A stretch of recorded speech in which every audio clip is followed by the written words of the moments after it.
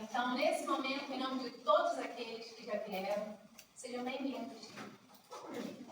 Casa de Maria é isso. Essa casa de luz, de amor, de alegria, onde a gente brinca, onde a gente se diverte, onde a gente estuda, onde a gente aprende, onde a gente pratica um pouquinho do nosso amor. Mas mais do que isso, Casa de Maria é nosso hospital.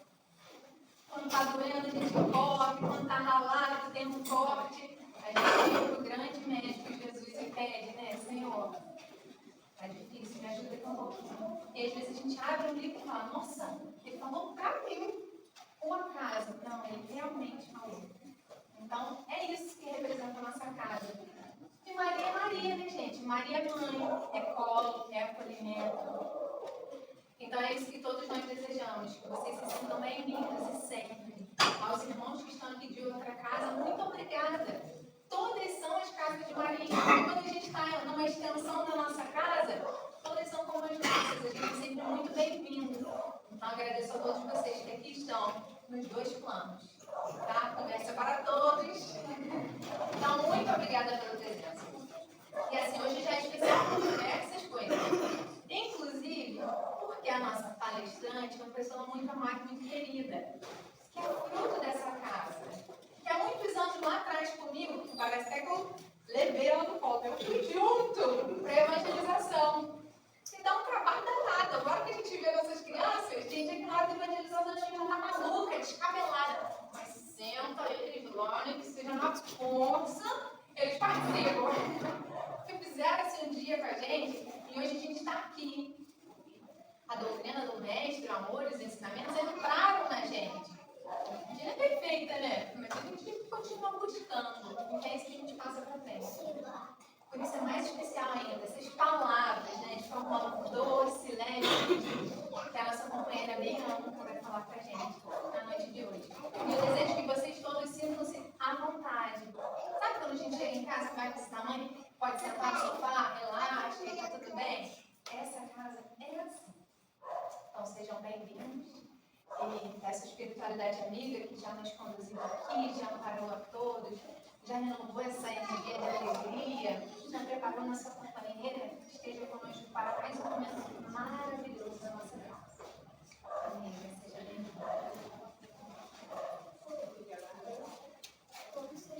Boa noite, pessoal. Janela hoje me mandou uma mensagem cedo dizendo assim: amiga, que Deus te abençoe, que seja um momento muito feliz, muito alegre, de muita euforia. A gente já entra aqui e toma essa vibração, porque a vibração aqui está tremenda, né? E eu acho que se hoje nós fôssemos caracterizar a Casa de Maria, o adjetivo ideal seria cintilante. Porque de fato ela está brilhando, como todos os dias ela brilha, mas hoje em especial porque a gente está comemorando uma data muito especial. Essas fotos aqui, né? Sem comentário, mas vamos lá. Eu gostaria muito que nós tivéssemos uma conversa, não vou dizer palestra, porque aqui palestrar, né, você de fato dominar tudo aquilo que você está falando em sua totalidade, mas eu gostaria de dizer que nós vamos ter uma compreensão acerca de Maria de Nazaré e gostaria de convidar vocês a participarem, se assim vocês acharem, se sentirem à vontade para fazê-lo. E quando eu fui fazer a pesquisa sobre a nossa mãe, porque hoje nós estamos nos braços da nossa mãe. Nós estamos acolhidos por Maria de Nazaré dentro do seu seio. E, de certo, todos estão tranquilos e envolvidos pela magia do dia de hoje. E eu queria saber de vocês, se vocês se sentirem à vontade, para me falarem se vocês... a gente sabe que a Bíblia, né, o livro sagrado, ele traz poucas citações de Maria de Nazaré. Primeiramente, porque nós temos uma história de patriarcado, em que as mulheres não tinham muito espaço dentro desse meio, né, não podiam conversar, não podiam falar, mas nós temos citações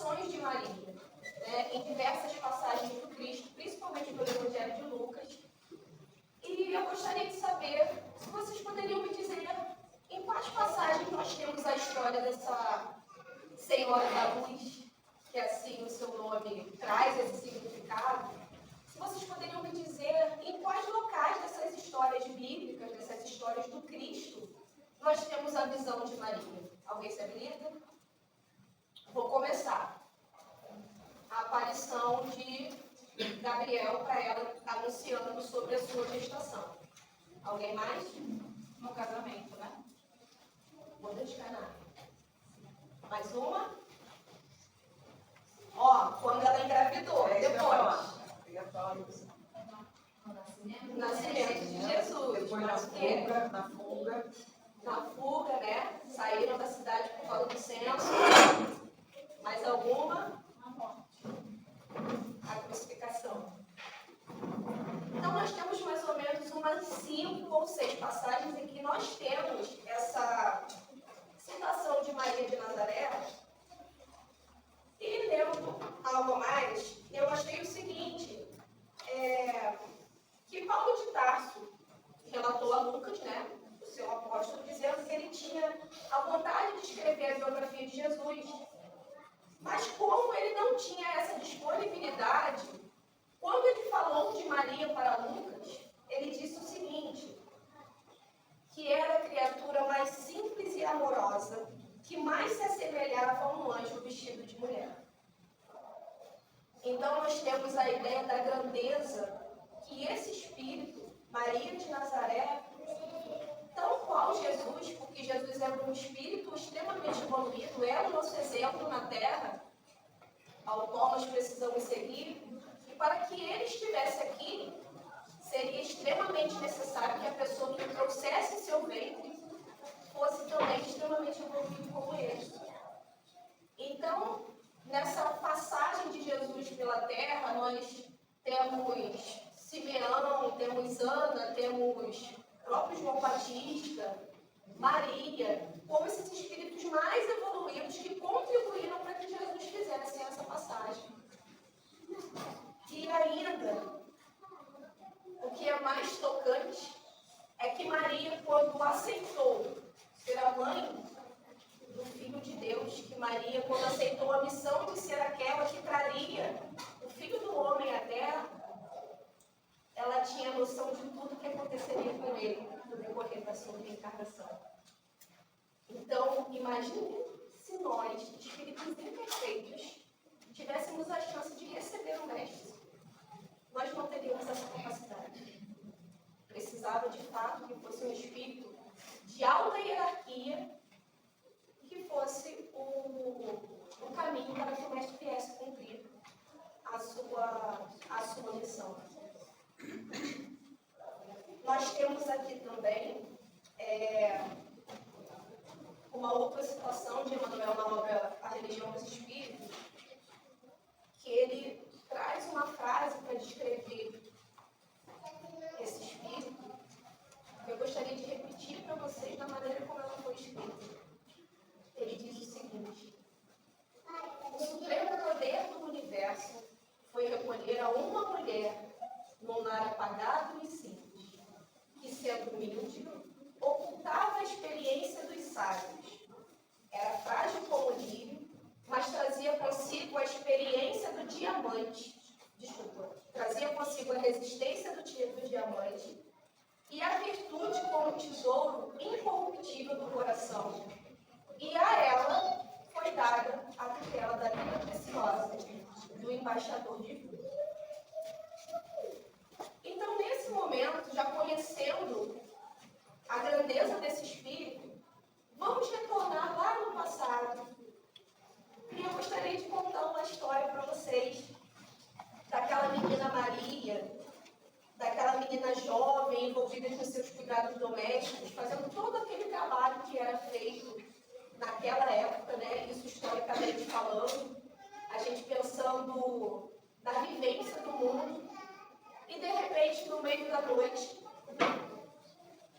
ela tem uma visão, uma claridade muito grande dentro do seu quarto, e ela se depara com Gabriel. Gabriel olha para ela e diz: Ave Maria.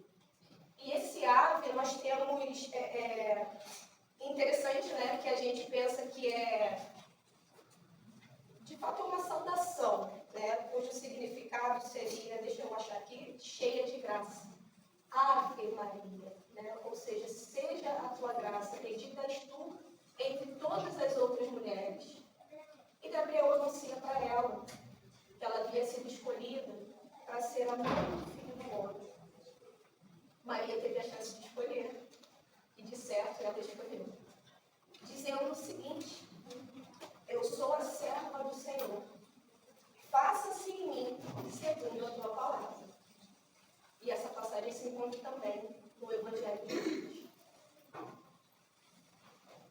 partir desse momento, nós temos Maria como a mãe do filho do homem que estava dentro de si.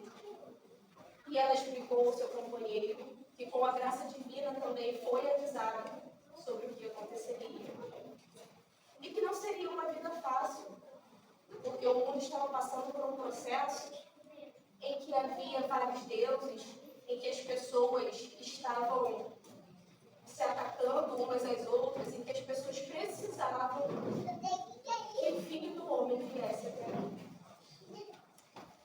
Então, numa outra passagem, no decorrer da sua vida dele, houve a necessidade de eles se retirarem dessa cidade, da sua cidade natal, porque havia perseguidores que já sabiam daquela profecia, de que o Filho do Homem estava para chegar, e então eles tinham que trabalhar para que aquilo não acontecesse.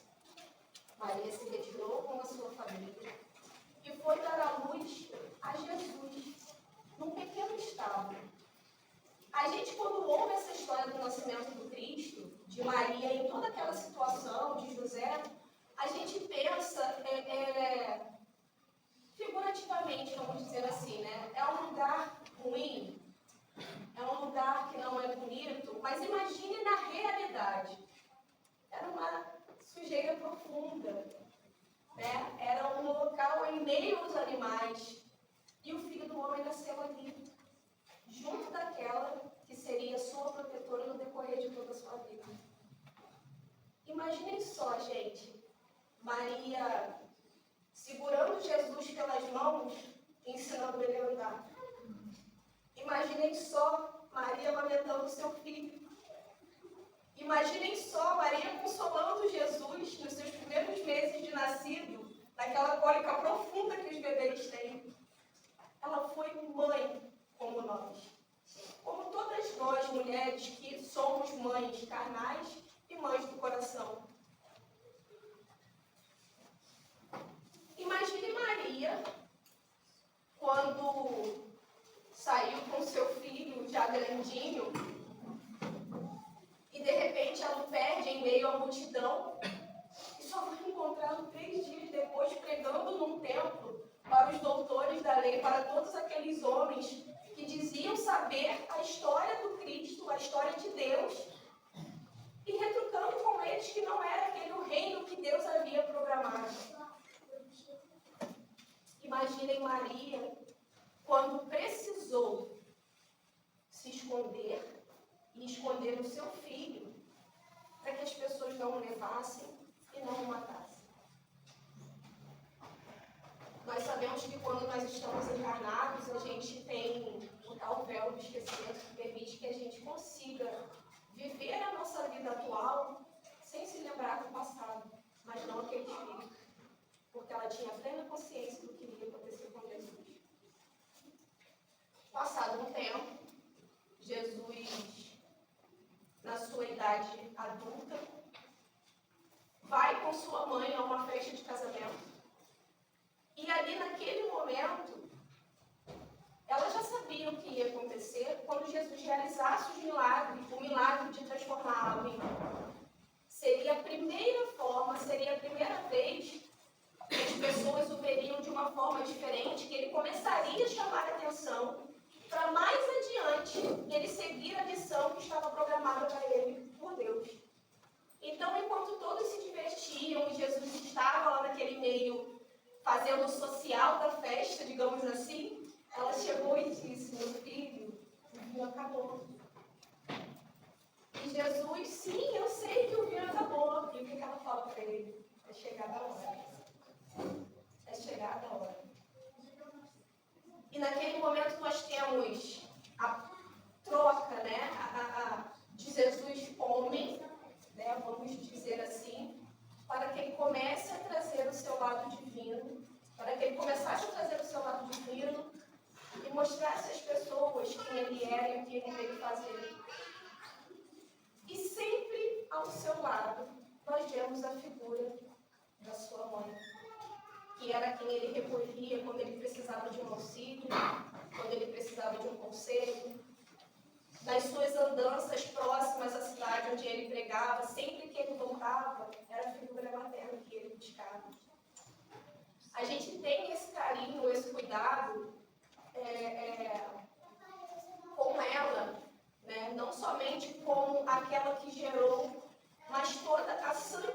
de toda a divindade que esse Espírito é. Infelizmente, há aqueles que acham que ela só era a mãe de Jesus, mas ela era a mãe. Ela era a mãe, né?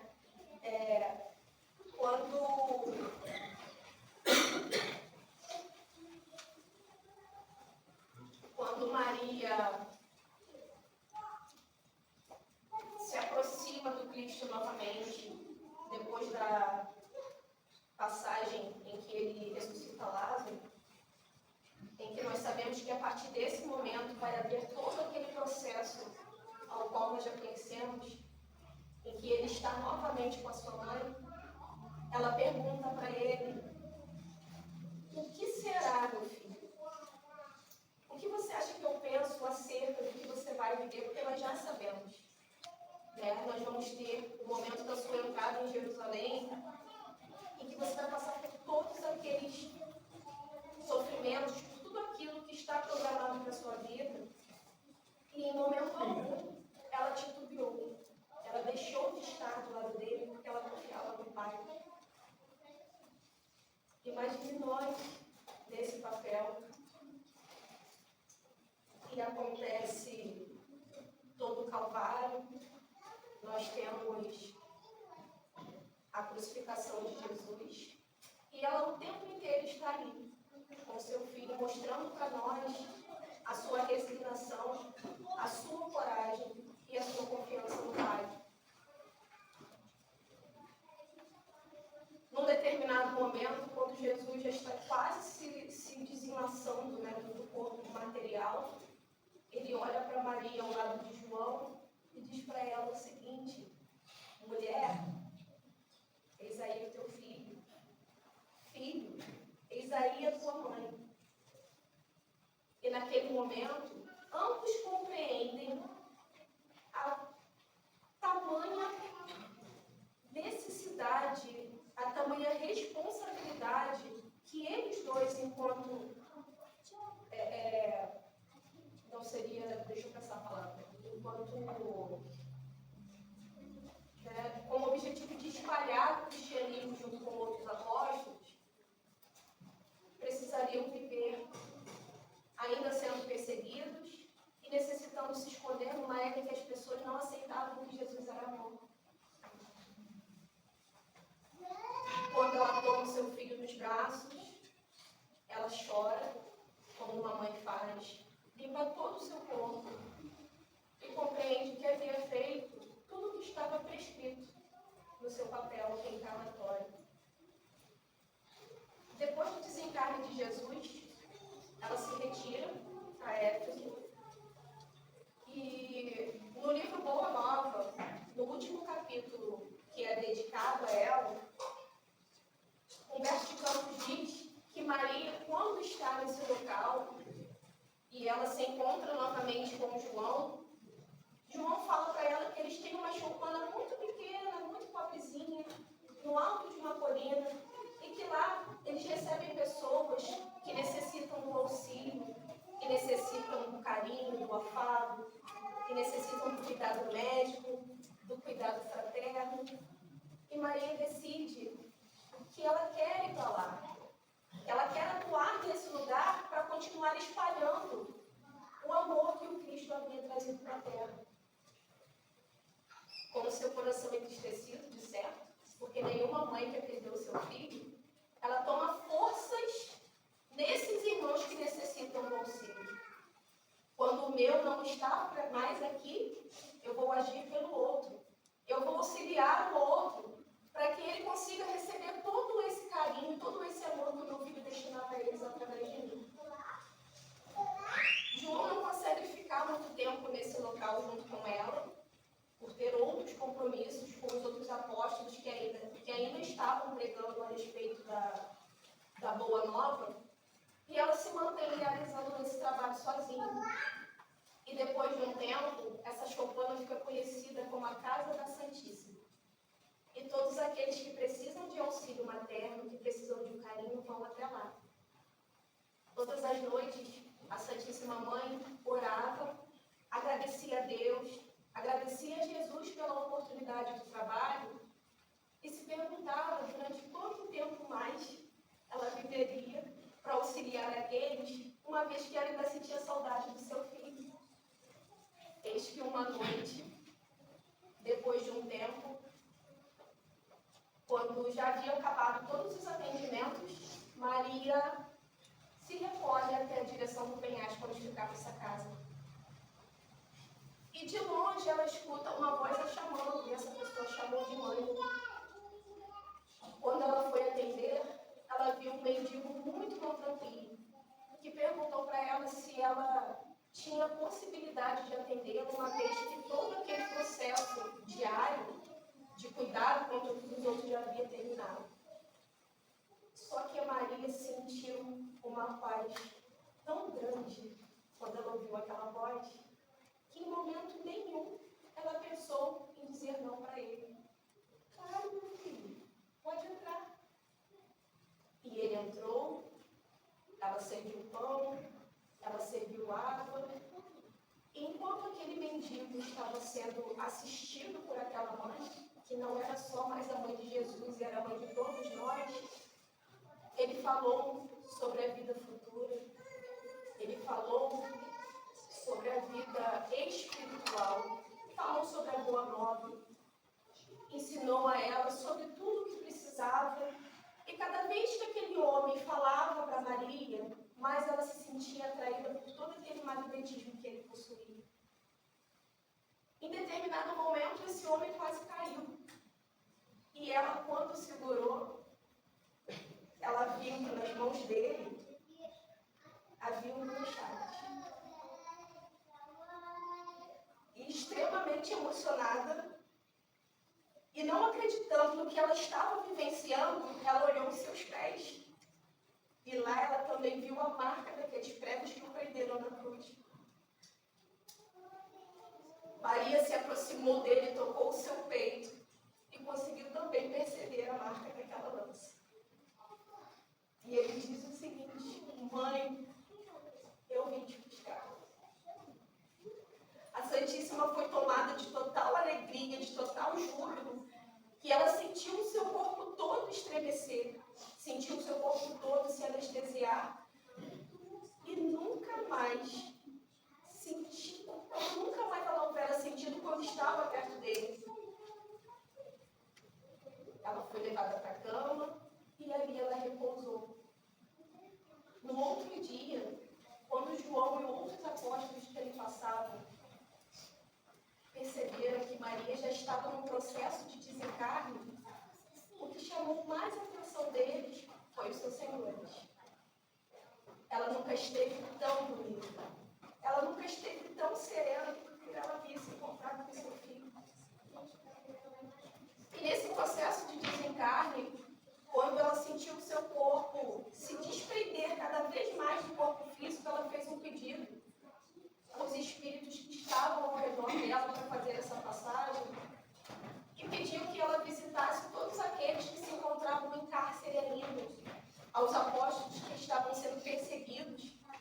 E ela foi levada por esses espíritos às prisões de Roma, aos lugares em que as pessoas estavam sendo torturadas. Mas quando todos aqueles perceberam aquela vibração, eles começaram a cantar. Eles começaram a cantar dentro daquele local e ninguém entendia nada, porque se no momento de sofrimento, o que você está fazendo? Era porque Maria havia estado lá. Ela tinha ido deixar toda a sua vibração de amor, de cuidado, de carinho de mãe, para que eles fossem amparados, para que eles fossem consolados, assim como Cristo fez. A espiritualidade nos diz que o fato de Maria ter desencarnado não fez com que a sua missão terrena terminasse, porque hoje ela ainda atua na espiritualidade. Nós sabemos que há diversos hospitais no plano espiritual que auxiliam aqueles irmãos, principalmente dos vários suicídios, que necessitam do outro, que são resgatados e levados para o Hospital de Maria. Se nós fôssemos trazer essa história dos dias atuais, em que uma mãe, de certo, gostaria de estar com o seu filho, nós não teríamos a possibilidade de vivenciar como Maria vivenciou. Mas ela mostrou para a gente que nós, quando caminhamos com Jesus, nós temos coragem, nós temos fé e perseverança. Ela mostrou para todos nós que nós precisamos acreditar e que, por mais difícil que seja o caminho que nós estejamos trilhando, se nós estivermos com Ele, nós nunca estaremos sozinhos. Eu pensei que nós poderíamos cantar uma música, pedir ao nosso amigo para a gente fazer uma canção que relata o hoje do que é ser Maria. Nós temos diversas músicas dentro da nossa cultura que falam dessa figura que para nós é de extrema importância, né? Roberto Carlos diz que todas as nossas senhoras são a mesma Mãe de Deus. Temos uma outra do Padre Marcelo que diz o seguinte: quem é essa que avança como a aurora, temível como um exército em ordem de batalha? Ou seja, quem é essa que quando chega consegue abarcar todos aqueles com a sua brandura e com o seu amor, sendo capaz de consolar o coração dos feridos? Hoje está sendo um dia de primeiras vezes para mim. Primeira vez que eu estou tendo a oportunidade de fazer um estudo, de fazer uma compreensão no aniversário da Casa de Maria. E é a primeira vez que ela não está aqui fisicamente. E isso mexeu comigo de uma forma tão grande que eu precisei me controlar muito para que eu não fizesse nenhuma bobagem, para que eu não falasse nenhuma besteira, não abrisse a boca e chorar. Mas pensando nessa Maria, em todas as outras que estão aqui, em todas vocês, nesse mês de maio, que é o mês de Maria, que hoje nós celebramos uma Maria, eu pedi que o nosso amigo trouxesse uma música para a gente encerrar de uma forma muito animada, mas extremamente emocionada, que ele trouxesse Maria para nós. Porque toda mulher merece viver e amar como outra qualquer no planeta. E quem traz na pele essa marca possui a estranha mania de ter o quê? Vamos cantar? Vamos? Nessa alegria, a gente agradece a todos que vieram antes da gente, porque, ó, tá difícil olhar todo mundo chorando e eu aqui, ó, plena, chorando de alegria. A todos que vieram muito antes da gente, quantos anos, sei lá, quando a Casa de Maria foi programada lá. Quando a gente veio antes, né, avô? Lembra quando você chegou lá, aí comprou aquela casa, aí uma Maria chegou lá e falou assim: gente, Almiro tá doido, tem mato dentro da casa. Mas eles acreditaram. Eles acreditaram. E outros, muitos outros, que a gente nem imagina, acreditaram, doaram muito amor, muito esforço, para que a gente estivesse aqui hoje. Para que Paulo de Fronteira tenha esse ponto de luz, esse colo, esse carinho. E eu não posso me provocar mais porque o choro está aqui. Mas a gente fez esse pacto do nosso coração, de lembrá-los com amor e com muita alegria, porque a saudade é enorme. Tem dia que ela fica maior ainda, mas a gente sabe que é só uma que é breve. Então, uma hora a gente se reencontra, às vezes já esteja na Casa de Maria lá, assim como nós já tivemos a presença de ter todos na nossa casa. Foram dias lindos quando eles se apresentaram em algumas reuniões, puderam contar um pouquinho para a gente como é que estava. Então isso faz que alimenta a nossa fé e a nossa coragem. Fala assim: eu vou servir, eu também vou ser uma pessoa boa para chegar lá do outro lado e já colher esses frutos e já trabalhar no reino. Então a nossa gratidão é enorme por todos esses amores, por todos aqueles que vieram antes, que trouxeram eles ao mundo, a esses que também nos trouxeram.